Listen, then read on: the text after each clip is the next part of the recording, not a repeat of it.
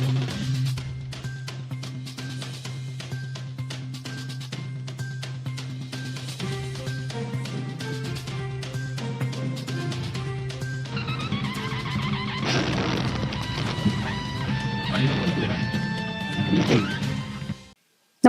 आपण पाहता Hirkani news. Hirkani news प्रत्येक क्षण ताज्या घडामोडी आणि महत्त्वाच्या प्रत्येक बातमीसाठी नेहमी तत्पर. अल्पवयीन मुलीवर कॅफेत अत्याचार, मालकास अटक. प्रेमाच्या जाळ्यात ओढून अल्पवयीन मुलीवर कॅफेत अत्याचार केल्याचा प्रकार बुधवारी उघडकीस आला होता.